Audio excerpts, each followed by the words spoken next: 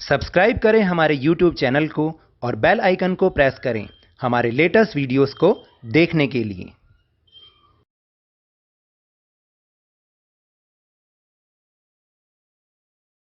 Hello and welcome to Lavneesh Sir की class. This is Directorate of Education GNCT of Delhi's worksheet number 36, and it is only for class 8 students. It has taken from the subject science, and we will learn and understand chapter force and pressure in this worksheet. So students, आज की इस worksheet में हम force and pressure chapter को सीखेंगे, उसके बारे में जानेंगे। जैसे कि आपको पता है कि लास्ट वर्कशीट में भी हमने और इसके बारे में थोड़ा बहुत जाना था। अब आज की इस वर्कशीट में उससे आगे के बारे में सीखेंगे। So without wasting our time, let's start and understand with me. We have learned that force is applied on an object in the same direction at to one another. देखिए, हम अब ये जानते हैं और हम ये सीख चुके हैं कि यदि किसी ऑब्जेक्ट पर सेम डायरेक्शन में फोर्स लगाया जाए तो उससे क्या होगा, उसमें जो उसकी स्पीड होगी वो बढ़ जाएगी, यानी और ज़्यादा तेज हो जाएगी। इसलिए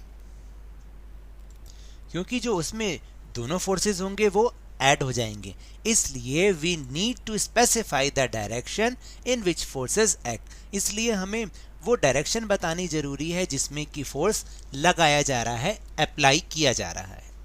a force applied on an object can change its speed.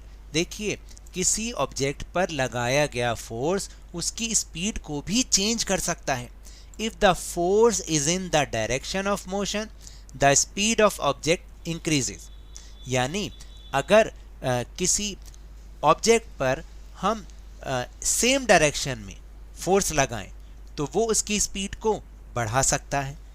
If the force is in the direction opposite to the direction of motion, then it's results in a decrease in the speed of object. और यदि किसी मान लीजिए किसी direction में जो कोई object है, हम उसके अगेंस्ट उस पर फोर्स लगा रहे हैं तो ये उसकी स्पीड में कमी कर सकता है।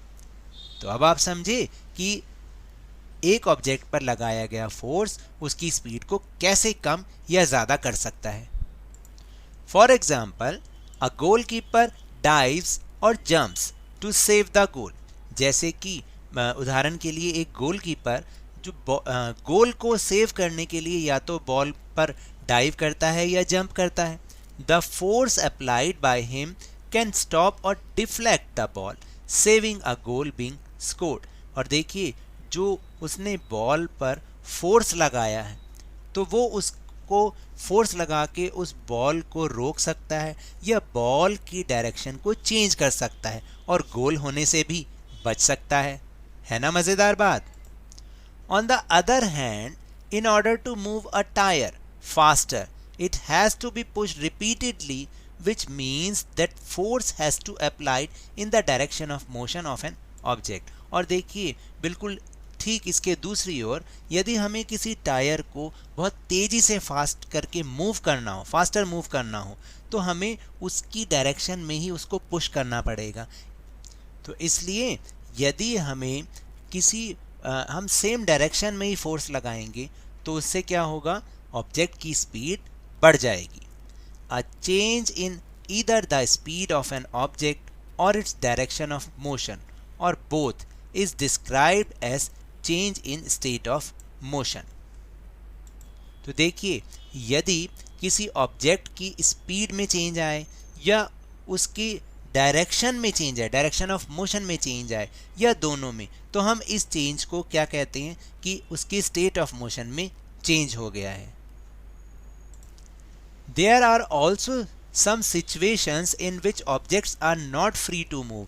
देखिए, ऐसी कई और सिचुएशंस हैं जिसमें ऑब्जेक्ट जो है मूव होने के लिए फ्री नहीं होता। For example, pressing a lump of डफ विद हैंड्स और रोलिंग अ बॉल ऑफ डफ to make chapati.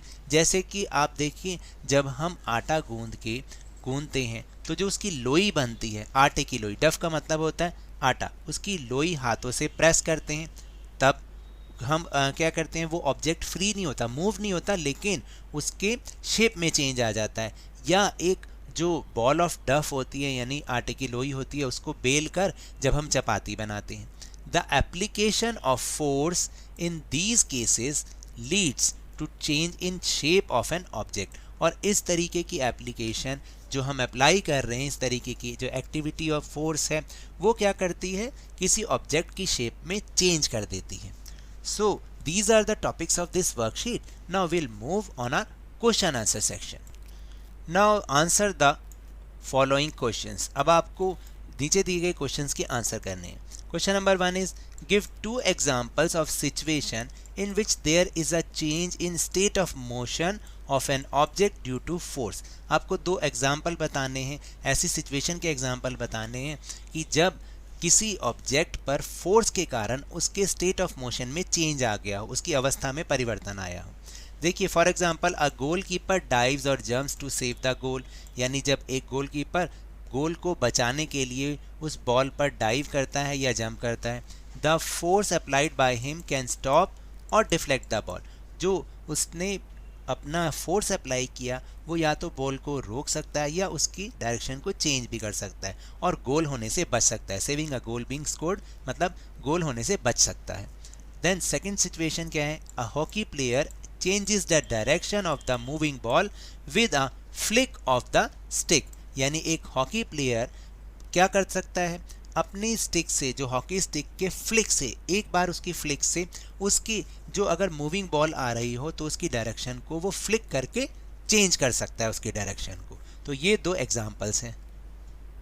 Now question number 2, state the effect of force in following situations. नीचे कुछ सिचुएशंस दे रखी हैं जिसमें आपको फोर्स का इफेक्ट बताना है कि क्या होगा, और वो यहाँ पर आपको हिंट भी दे रखे हैं कि भाई वो इफेक्ट में चेंज इन शेप होगा या चेंज इन स्पीड होगा या चेंज इन डायरेक्शन होगा। आपको इन्हीं तीनों ऑप्शंस को यूज़ करना है।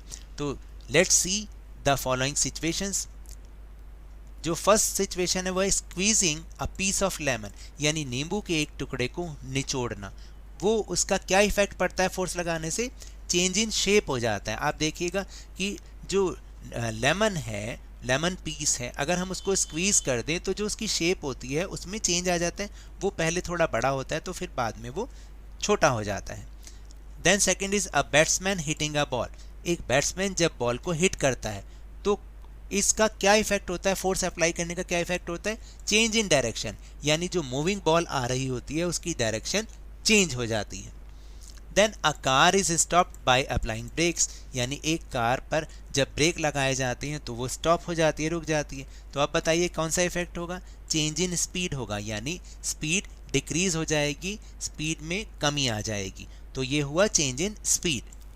फिर है last, a blacksmith hammers a hot piece of iron, यानी एक लोहार, ब्लैक स्मिथ का मतलब होता है लोहार, जब एक लोहार किसी गर्म लोहे के टुकड़े पर चोट करता है तो उससे क्या होता है, चेंज इन शेप हो जाता है, क्योंकि जो हॉट पीस ऑफ आयरन है वो फैलकर और ज़्यादा वाइड हो जाता है। Then question number 3, give 2 examples from your surrounding where force can change the direction and state of motion.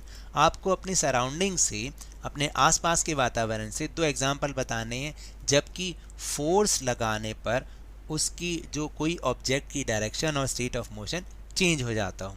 तो देखिए कई सारी सिचुएशंस ऐसी हो सकती हैं, जैसे a cricket ball hit by a batsman, यानी एक क्रिकेट बॉल को जब बैट्समैन हिट करता है तो भी ऐसा होता है। And applying force in the game of football, volleyball and badminton change both the direction of speed, direction and speed of the ball and the shuttle. तो देखिए अगर मैं आपको बताऊं, फुटबॉल, वॉलीबॉल और बैडमिंटन के खेल में क्या होता है, बॉल और शटल की दोनों चीज़ें उसको हिट करने पर, उन पर फोर्स अप्लाई करने पर उनकी डायरेक्शन भी चेंज हो जाती है और स्पीड भी चेंज हो जाती है। तो इस तरह से कई सारे एग्जाम्पल ये हो सकते हैं। Then last question, question number 4, what happen if applied force is in the direction opposite to the direction of motion, यानी क्या होगा जब आप किसी मोशन वाली चीज़ की डायरेक्शन से ऑपोजिट डायरेक्शन में फोर्स लगाओ, तब क्या होगा।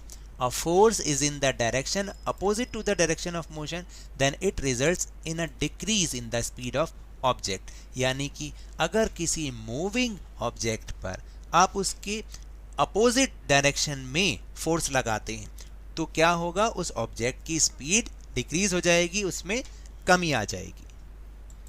So now that's all for this worksheet. अगर मेरे इस तरह समझाने से आपको थोड़ा सा भी समझ में आया हो तो इस चैनल को ज़्यादा से ज़्यादा सब्सक्राइब कीजिए, लाइक कीजिए और बहुत ज़्यादा शेयर भी कीजिए. और हाँ, मेरे साथ इसी तरह आसानी से वर्कशीट को समझते रहिए, लेकिन ध्यान और मन लगाकर पूरी मेहनत और लगन के साथ ऑनलाइन ही सही पढ़ते जरूर रहिए. And if you want to defeat corona virus then please wear your mask. एंड जब भी पॉसिबल हो और जब भी अवेलेबिलिटी ऑफ वैक्सीन हो तो इसकी वैक्सीनेशन अवश्य कराएं, क्योंकि कोरोना को हराना है और ज़िंदगी को एक बार फिर से सुहाना बनाना है. इसी उम्मीद के साथ थैंक यू वेरी मच.